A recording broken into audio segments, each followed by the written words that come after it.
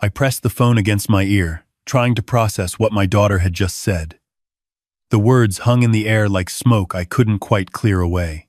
Dad, we're keeping the party intimate this year, just our generation. You understand, right? The silence that followed felt wrong. Unnatural.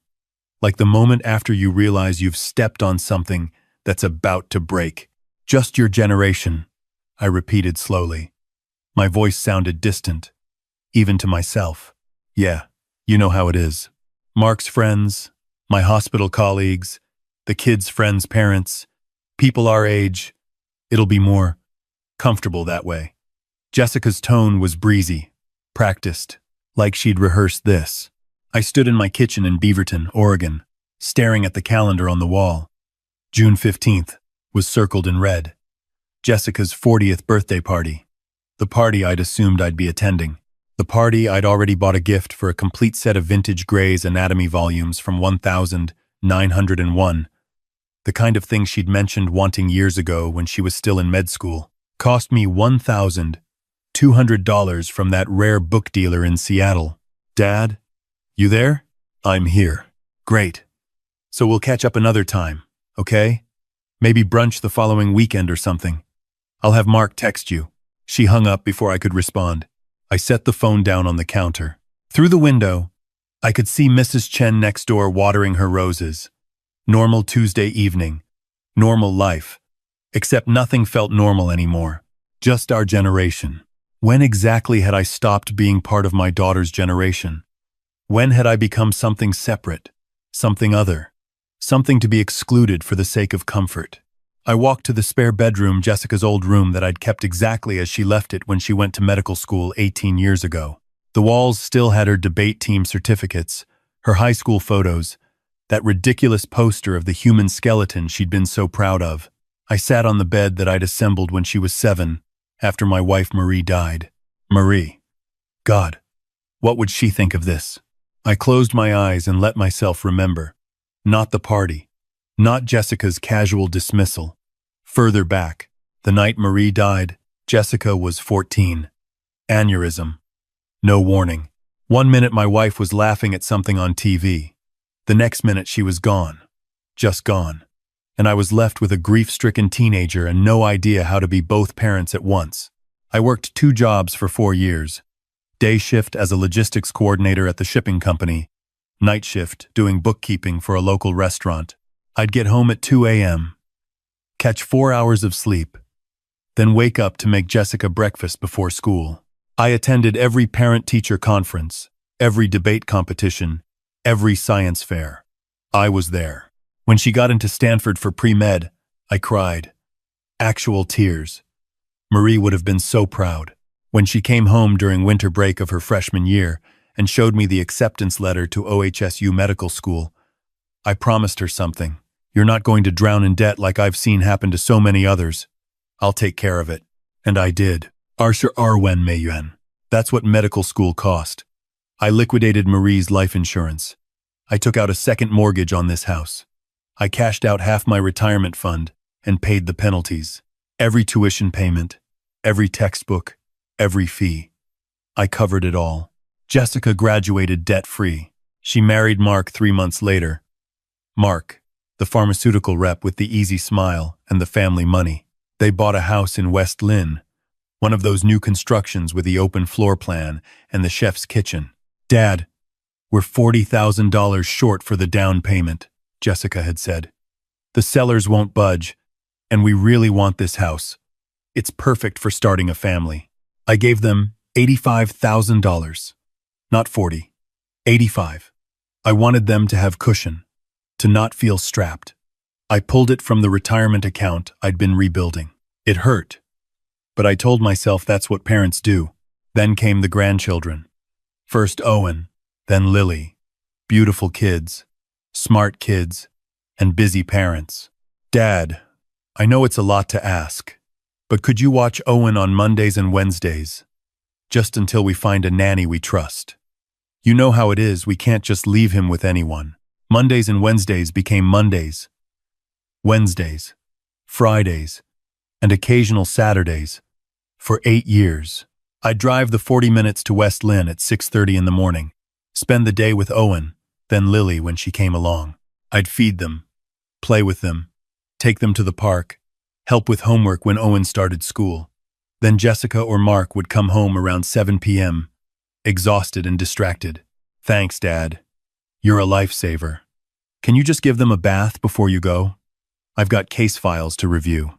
I'd bathe them, read them stories, and drive home to Beaverton in the dark, getting home around 9 p.m., 3 or 4 days a week. Every week. I never asked for payment. They never offered. Last year, when I mentioned maybe taking that Alaska cruise I'd been dreaming about for a decade, Jessica had looked worried. When were you thinking? Because we really depend on you for the kids, Dad. I mean, we could probably figure something out, but it would be really tough with my surgery schedule. I canceled the cruise. 3 months ago, I'd gotten the dinner invitation. Dad, come over Friday night. Just family dinner. Haven't done that in a while. I'd been so happy. I brought wine, a good bottle I'd been saving. When I arrived, I found them in the middle of packing for a trip. Oh shoot, did I say Friday? I meant to say next Friday. We're leaving for Maui tomorrow morning. Week-long vacation. Sorry for the mix-up. There was no next Friday dinner. But I always answered when they called. Always showed up when they needed me. Always came through with money when they asked, and they asked more than I care to count. New roof. $12,000. Private school tuition for Owen when public school wasn't challenging enough. $18,000 a year. Mark's business investment that fell through. $25,000. I paid it all. From what was left of my retirement. From the savings I'd been building back up. From the account labeled Alaska Cruise Fund. And now, just our generation. I opened my eyes and looked around Jessica's old room. I'd kept it as a shrine to who she used to be. The girl who used to climb into my lap after Marie died and ask if Mommy was really never coming back. The teenager who'd let me quiz her with flashcards for the SAT. The young woman who'd hugged me so tight when she got that OHSU acceptance letter. Where had that person gone? I stood up and walked back to the kitchen. The rare book collection sat in its protective box on the dining table, wrapped in brown paper. I'd been so pleased with myself for finding it, so sure she'd love it.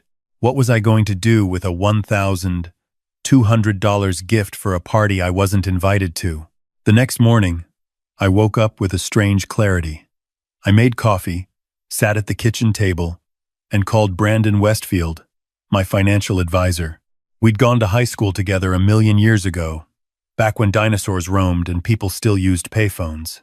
Rob, good to hear from you. What's up? Brandon, I need to talk about my accounts. Specifically, the monthly transfers to Jessica and Mark.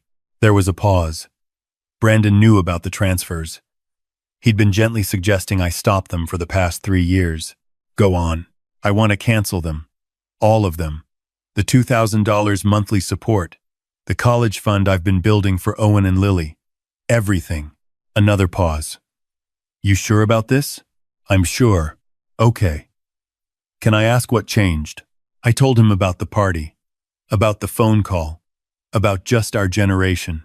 Brandon was quiet for a long moment.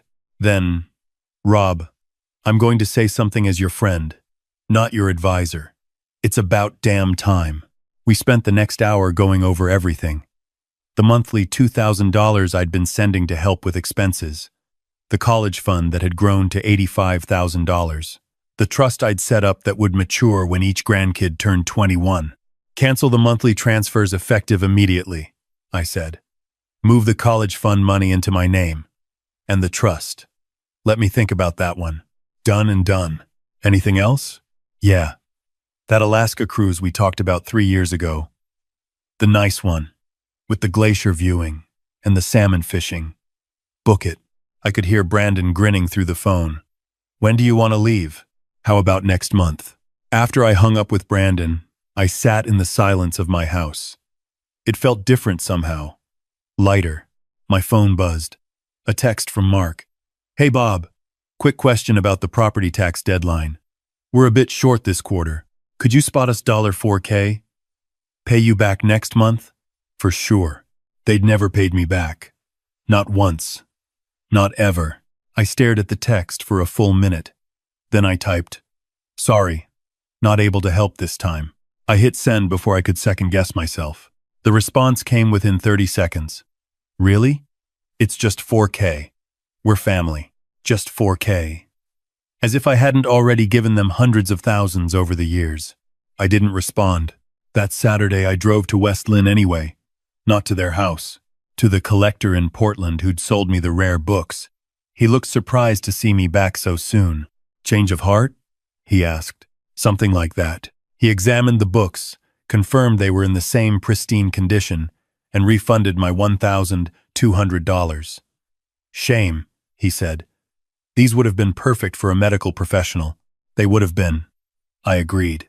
I drove home through the June sunshine, past the exit to Jessica and Mark's neighborhood, all the way back to Beaverton.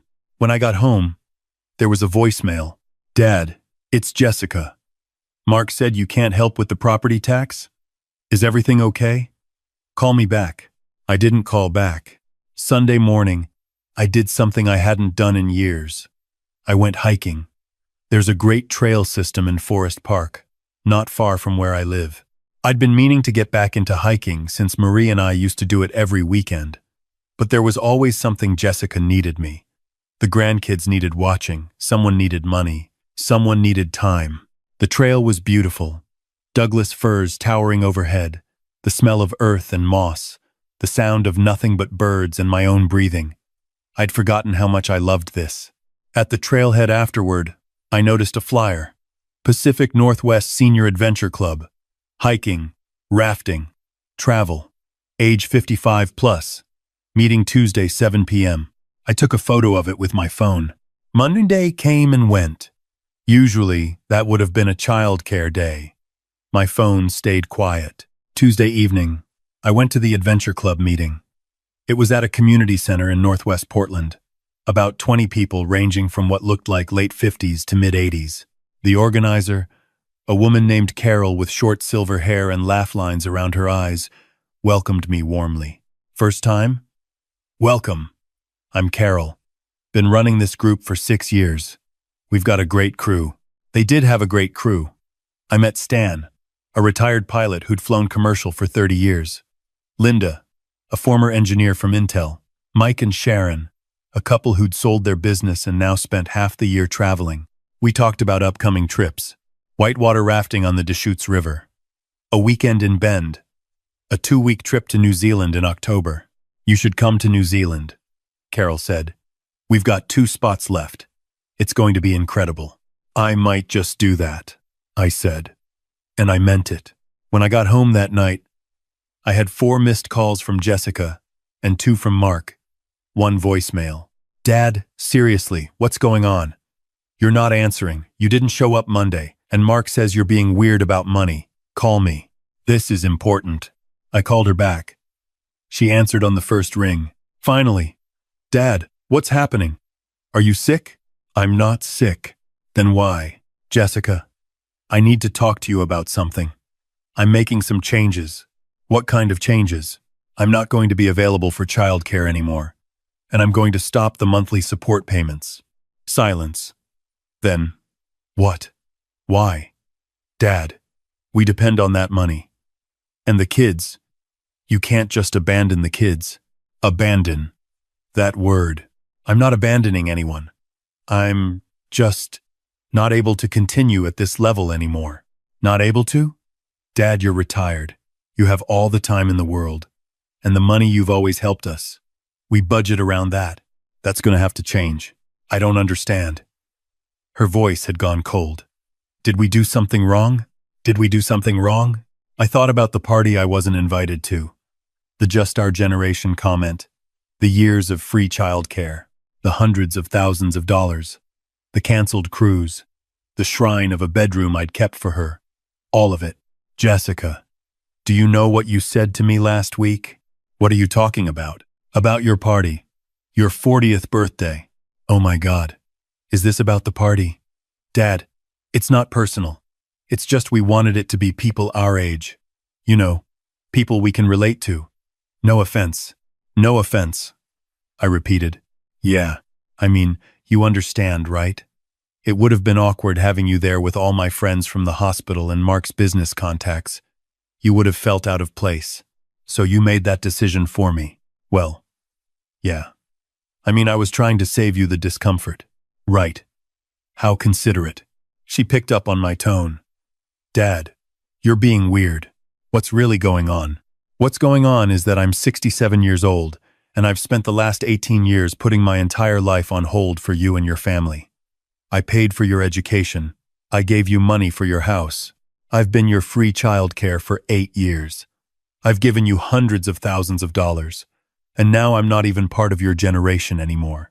That's not fair. We never asked you to. You absolutely did ask. Repeatedly. And I gave. But I'm done now. Done? What does that mean? It means I'm going to Alaska next month. It means I'm hiking and traveling and doing all the things I've put off.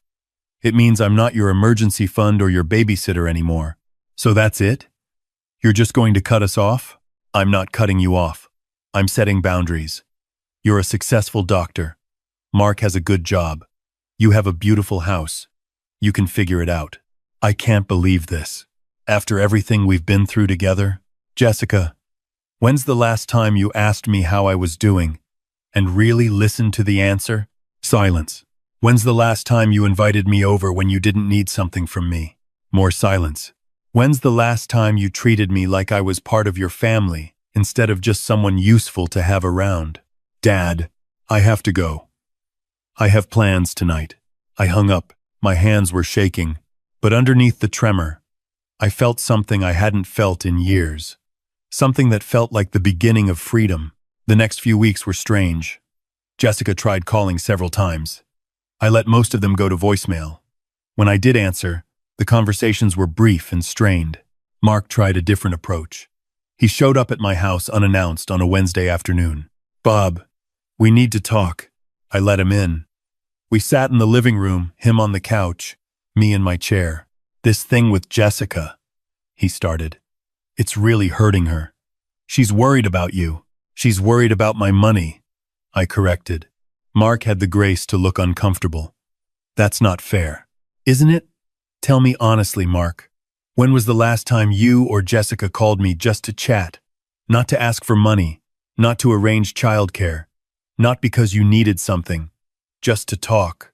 He opened his mouth, closed it, thought about it. I don't know. That's my point. But we're family. Family helps each other. Family goes both ways. Tell me, when I mentioned the Alaska cruise last year, what did Jessica say? She said it would be difficult with the kids. And did she offer to figure it out anyway? Did she say, Dad, you deserve this trip? We'll make it work? Or did she make it clear that my dream was less important than her convenience? Mark was quiet. I've been the ATM and the babysitter and the emergency fund for nearly 2 decades. I'm not doing it anymore. So you're just going to turn your back on your grandkids? I'm not turning my back on anyone. But I'm also not going to keep sacrificing my life for people who couldn't even invite me to a birthday party. Mark stood up. Jessica was right. You're being selfish. He left. Selfish. I turned that word over in my mind after he was gone. Was I being selfish? Or was I finally, after years of giving everything, choosing myself? The Alaska cruise was magnificent. 14 days of glaciers and whales and salmon fishing and new friends. I roomed with Stan from the Adventure Club. We stayed up late playing cards with Linda and Carol, drinking whiskey, telling stories about our lives. My kids think I'm crazy, Linda said one night as we watched the northern lights from the ship's deck, spending my inheritance on trips instead of saving it for them. Mine too, I said. Good, Carol said, raising her glass. Let them think we're crazy. We're the ones living. We clinked glasses. I posted one photo on Facebook during the trip. Me standing on the deck with a glacier in the background, smiling genuinely for the first time in years. Jessica commented, "Glad you're having fun." That was all. When I got back, there was a letter in my mailbox, hand-delivered, from Jessica. I sat at my kitchen table and opened it. "Dad, I've been thinking a lot about what you said. About the party. About everything. Mark says I should apologize. So here it is. I'm sorry you felt excluded, but I also think you're overreacting. Yes, We've needed your help over the years, but that's what family does. You chose to help us. Nobody forced you. If you want to travel and have your own life, that's fine. But it feels like you're punishing us for something we didn't do wrong. We included you when it made sense. We appreciated your help, even if we didn't always say it. I think you're going through something, maybe a midlife crisis or something. When you're ready to be reasonable again, we can talk. The kids miss their grandpa. Jessica, I read it twice. Then I folded it, put it back in the envelope, and filed it away. The kids miss their grandpa. Not I miss my dad. Not I'm sorry for taking you for granted. Not I understand now. The kids miss their grandpa. I picked up my phone and texted Carol. Count me in for New Zealand. Life settled into a new rhythm. Tuesdays were adventure club meetings. Wednesdays I'd started volunteering at the VA hospital, talking with veterans, playing chess, sharing stories. Thursdays were my day to work on the book I'd been meaning to write for 20 years. A memoir about Marie, about raising Jessica alone, about finding yourself when you thought you were done being found. Owen's birthday was in September. Usually, I'd have been planning something big, spending money I didn't have on toys and games. This year, I sent a card with a $50 gift certificate to a bookstore. Nice, appropriate, but not the iPad or the bike or the elaborate gifts I used to give. Jessica called after Owen opened it. $50? Really, Dad? It's a gift, I said. He can buy himself several books. You used to be so generous with him. I'm still generous. Just not extravagant. Is this about the party still? It's about a lot of things, Jessica. She hung up on me. October came. The New Zealand trip was everything I'd hoped for. Milford Sound, Hobbiton, the glowworm caves, wine country. I tried bungee jumping, which terrified and exhilarated me in equal measure. I made friends with a widow from Seattle named Ruth who'd lost her husband 5 years ago and was just now starting to live again. It's like we forget, she said one day as we hiked through a forest that looked like it came from another planet. We forget that we're still people with our own lives. We become so defined by being someone's parent or someone's spouse that we lose ourselves. Yeah, I said. We do. While I was gone, Jessica called twice. I didn't answer. She left voicemails. Dad, Owen's school is doing a grandparents' day next week. Can you come? And then, Dad, we need to talk about Christmas. What are your plans? Christmas. 3 months away, and she was already planning, already assuming I'd fall back into the old patterns. I called her back when I got home from New Zealand. I'm not doing Christmas this year, I said. What do you mean you're not doing Christmas? I mean, I'm going to be in Costa Rica with the adventure club. We're doing a beach resort, zip lining, the whole thing. I leave December 20th, back January 5th. But what about us? What about the kids? You'll have Christmas with Mark's family, I assume. Or just the 4 of you. It'll be nice. This is unbelievable. Jessica, you told me I wasn't part of your generation. You didn't invite me to your birthday party because I'd make things awkward. Why would you want me at Christmas? That's different. Christmas is family. So is a birthday party, I said. Or it should be. She was quiet for a moment. Then, I think you need therapy. Maybe I do, I said. But I'm happy. For the first time in years, I'm actually happy. And I'm not going to apologize for that. We haven't spoken since. Last week, I got a Facebook friend request from Owen. He's old enough now to have supervised social media. I accepted it. He sent me a message. Hi, Grandpa. Mom says you're mad at us. Are you mad at me? My heart broke a little. I wrote back. I'm not mad at you at all, buddy. I love you very much. I'm just living my life differently now. But you can always talk to me. Can you come to my soccer game Saturday? I could have. I was free. But Saturday was also when Carol and I were planning to drive down to Crater Lake for a photography workshop. I thought about it for a long time. Then I wrote, I can't this Saturday, but how about I come to one next month? You can tell me when's good for you. Okay. I miss you. I miss you too. I do miss him. I miss Lily. I miss the people they are, the potential relationships we could have had, but I don't miss being used. I don't miss being taken for granted. I don't miss being valued only for what I could provide.